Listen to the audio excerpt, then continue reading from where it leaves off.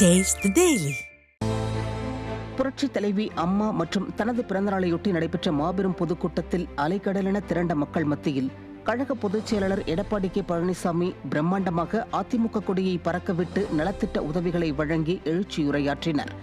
கள்ளக்குறிச்சி மாவட்டம் சின்னசேலத்தில் நகர கழக செயலாளர் ராகேஷ் ஏற்பாட்டில் நடைபெற்ற பொதுக்கூட்டத்தில் 126 அடி உயர பிரம்மாண்ட கொடிக்கம்பத்தில் அதிமுக கொடியினை எதிர்க்கட்சித் தலைவர் எடப்பாடி கே பழனிசாமி ஏற்றி பட்டொளி வீசி பறக்கவிட்டார்.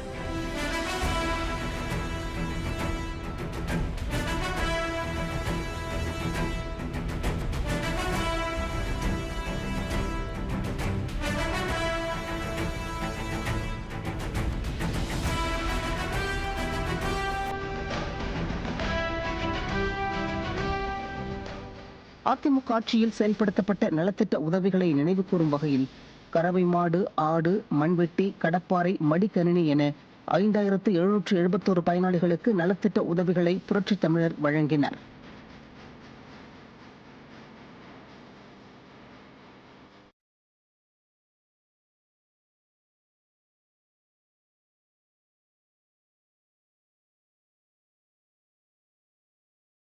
மாவட்ட செயலாளர் இரா குமரகுரு தலைமையில் நடைபெற்ற இந்த நிகழ்ச்சியில் முன்னாள் அமைச்சர் மோகன், கள்ளக்குறிச்சி சட்டமன்ற உறுப்பினர் மா செந்தில்குமார், முன்னாள் நாடாளுமன்ற உறுப்பினர் காமராஜ், முன்னாள் சட்டமன்ற உறுப்பினர் அழகுவேல் பாபு ஆகியோர் பங்கேற்றனர்.